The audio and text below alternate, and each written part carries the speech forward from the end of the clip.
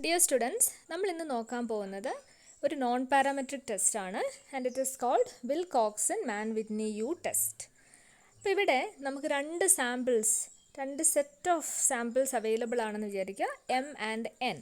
ആ രണ്ട് സാമ്പിളുകളെ നമുക്ക് കിട്ടിക്കഴിഞ്ഞ് കഴിയുമ്പം ആ സാമ്പിൾസ് രണ്ടും സെയിം പോപ്പുലേഷനിൽ നിന്നാണോ വന്നിരിക്കുന്നത് എന്നറിയാനാണ് നമ്മൾ എന്ത് യൂസ് ചെയ്യുന്നത്, Wilcoxon Mann Whitney U test നമ്മൾ യൂസ് ചെയ്യുന്നത്. And it is used in order to replace or in order to do the activity of which test?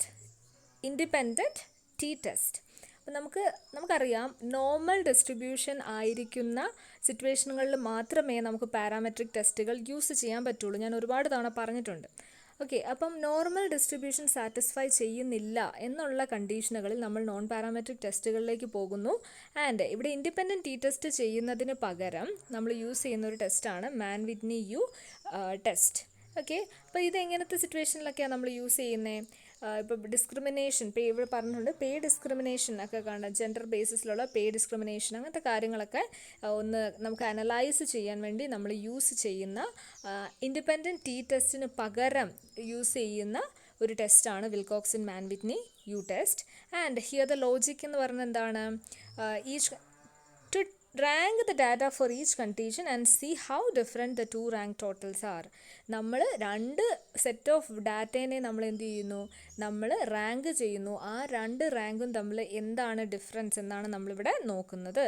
Then ഈ മാൻ വിറ്റ്നി യു ടെസ്റ്റിന് നോൺ പാരാമെട്രിക് ടെസ്റ്റാണ്. അതെങ്ങനെയാണ് നമ്മൾ carry out ചെയ്യുന്നത്, what are the procedure of conducting this Mann Whitney U test എന്നാണ് നോക്കുന്നത്.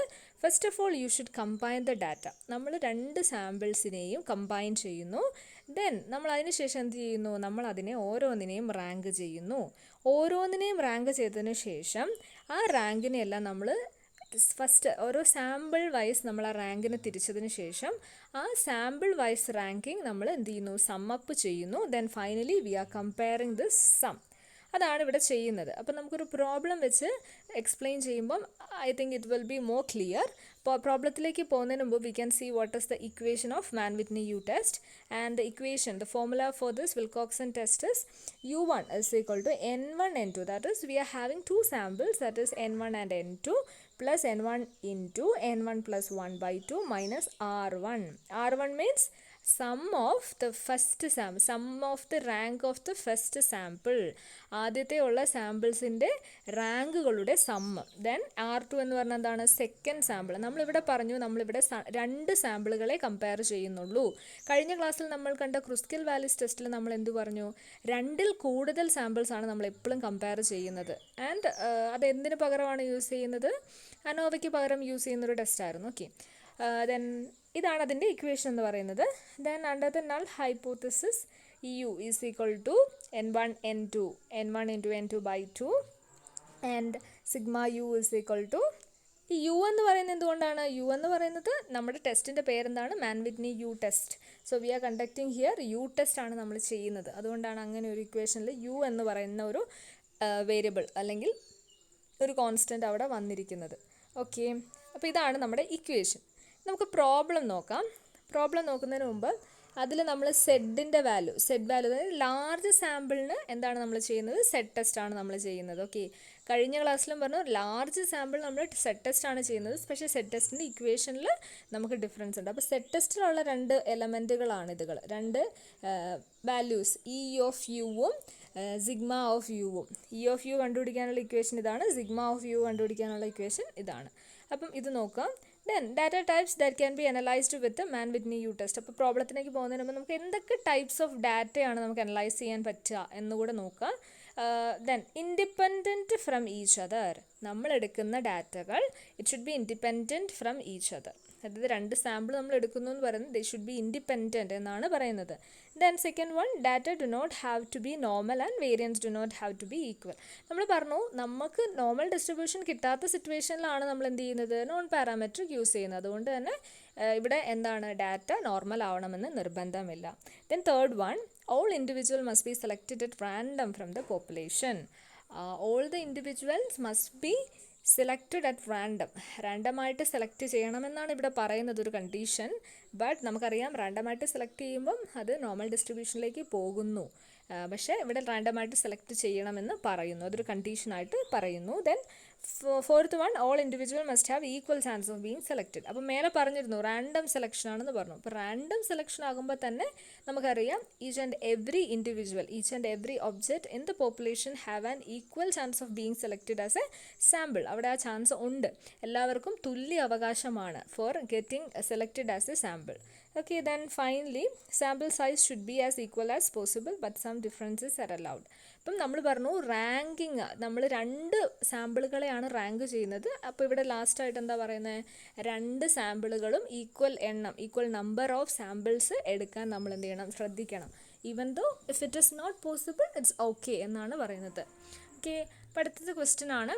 ക്വസ്റ്റ്യനിൽ എന്താ പറഞ്ഞിരിക്കുന്നത്, we find 12 constipated volunteers and randomly allocated half of them to use flush and the rest to use clean out.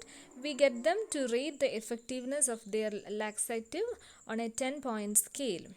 Very ineffective, then very effective. Okay, 10-point സ്കെയിലാണ് കേട്ടോ. 0 എന്ന് പറഞ്ഞാൽ very ineffective ആണ്, 10 എന്ന് പറഞ്ഞാൽ വെരി എഫക്റ്റീവ് ആണ്. എന്താ ഇവിടെ പറഞ്ഞിരിക്കുന്നത്, അപ്പം നമുക്ക് 12 കോൺസ്റ്റിപ്പേറ്റഡ് വോളണ്ടിയേഴ്സ് ആണ്. കോൺസ്റ്റിപ്പേറ്റഡ് വോളണ്ടിയേഴ്സ് 10 പേരുണ്ട്, 12 പേരുണ്ട്. അപ്പോൾ അവർക്ക് നമ്മൾ 2 സൊല്യൂഷൻസ് ആണ് കൊടുക്കുന്നത്. കുറച്ച് പേർക്ക് half of them, that is 6 പേർക്ക് ഫ്ലഷും ആൻഡ് 6 പേർക്ക് ക്ലീൻ ഔട്ട്സ് ആണ് നമ്മൾ കൊടുക്കുന്നത്. ആൻഡ് അതിൽ അവരുടെ ഒരു റെസ്പോൺസ്, എഫക്റ്റീവ്നെസ് ആണ് നമ്മൾ ചോദിക്കുന്നത്. And they can rate them in scale of 10 സ്കെയിലിൽ അവർക്ക് റേറ്റ് ചെയ്യാം from 0 to 10. 0 is very ineffective and 10 is very effective. And അവിടെ എങ്ങനെയാണ് നമുക്ക് പറയാം, പാർട്ടിസിപ്പൻറ്റ് 6 ആണ്, ഫ്ലഷും വർക്ക് ചെയ്തേക്കുന്ന റേറ്റ് ചെയ്തേക്കുന്നത് നോക്കുക. ദെൻ പാർട്ടിസിപ്പൻറ്റ് ക്ലീൻ ഔട്ടിലും 6 ആണ് റേറ്റിംഗ് കൊടുത്തിരിക്കുന്നത് നോക്കുക. അപ്പോൾ അവിടെ റേറ്റിംഗ് കൊടുത്തിട്ടുണ്ട്, റേറ്റിംഗ് കൊടുത്തത് നമുക്ക് ക്വസ്റ്റ്യനിൽ തന്നെ തന്നിട്ടുണ്ട്. ദെൻ അവിടെ മീഡിയനും നമുക്ക് തന്നിട്ടുണ്ട്. നമ്മളോട് ക്വസ്റ്റ്യൻ എന്താ ചോദിച്ചിരിക്കുന്നത്, is there A significant difference in the rated effectiveness of 2 laxatives. അപ്പം 2 ലാക്സേറ്റീവ്സ് തമ്മിൽ ഉള്ള എഫക്റ്റീവ്നെസ്സിന് എന്തെങ്കിലും സിഗ്നിഫിക്കൻറ്റ് ഡിഫറൻസ് ഉണ്ടോ എന്നാണ് ചോദിച്ചിരിക്കുന്നത്.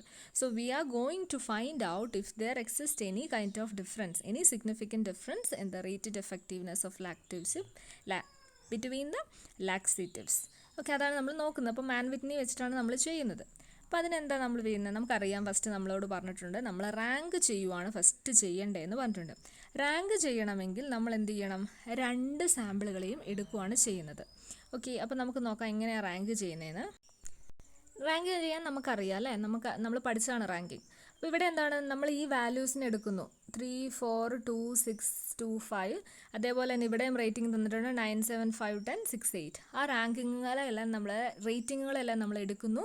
And we are arranging them in ascending order. Ascending ഓർഡറിൽ ചെയ്യുമ്പോൾ, അതായത് അതും രണ്ടും ഒരുമിച്ചാണ് നമ്മൾ അസെൻഡിങ് ഓർഡറിൽ എഴുതുന്നത്.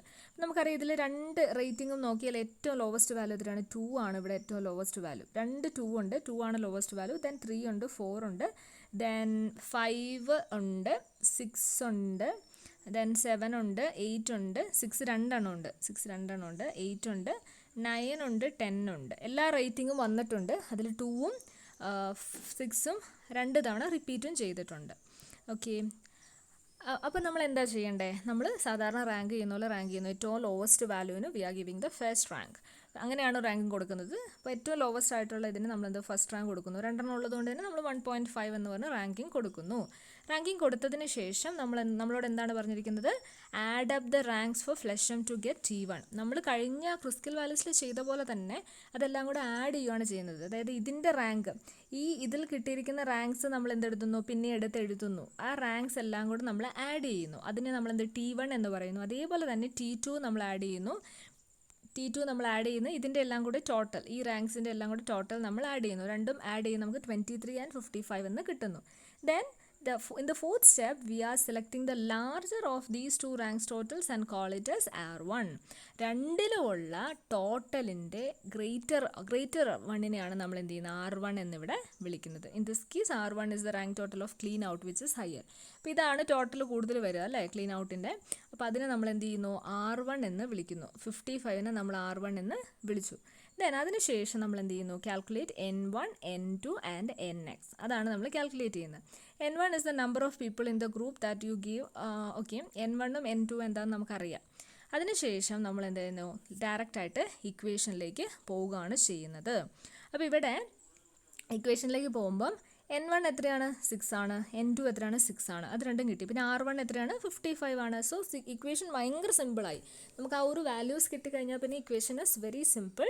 നമുക്ക് ഡയറക്റ്റായിട്ട് ചെയ്യാൻ പറ്റും. അപ്പോൾ നമുക്ക് അതിൻ്റെ ഫൈനൽ ആൻസർ എത്ര കിട്ടി, 2 എന്ന ഫൈനൽ ആൻസർ നമുക്ക് കിട്ടി.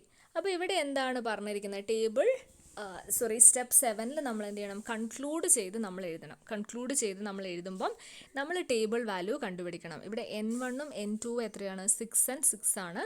ആൻഡ് ലെവൽ ഓഫ് സിഗ്നിഫിക്കൻസ് എത്രയാണ്, 5 ആണ്. നമുക്ക് കിട്ടിയിരിക്കുന്ന വാല്യൂ എത്രയാണ്, 2 ആണ്. So 2 is less than 5. അപ്പോൾ നമുക്കറിയാം, അപ്പോൾ നമ്മൾ പറയുന്നത് എന്താ, നമുക്ക് കാൽക്കുലേറ്റഡ് വാല്യൂ കുറവ് കിട്ടിയതുകൊണ്ട് നമ്മൾ ആക്സെപ്റ്റ് ചെയ്യുകയാണ് ചെയ്യുന്നത്. അപ്പോൾ നമ്മൾ നൽ ഹൈപ്പോത്തസിസ് എന്തായിരുന്നു, സിഗ്നിഫിക്കൻറ്റ് ഡിഫറൻസ് ഉണ്ടെന്നുള്ളതാണ്. അപ്പോൾ അതുകൊണ്ട് നമ്മുടെ കൺക്ലൂഷനും എന്ത് തന്നെയാണ്, there is a significant difference that we have found between the ratings for the 2 laxatives is unlikely to have occurred by chance. അപ്പോൾ എന്താണ്, അത് ഡിഫറൻസ് ഉണ്ട് എന്ന് തന്നെയാണ് നമ്മൾ പറയുന്നത്. അതാണ് അതിൻ്റെ കൺക്ലൂഷൻ എന്ന് പറയുന്നത്. അപ്പോൾ കാൽക്കുലേഷൻ ഈസ് വെരി സിമ്പിൾ.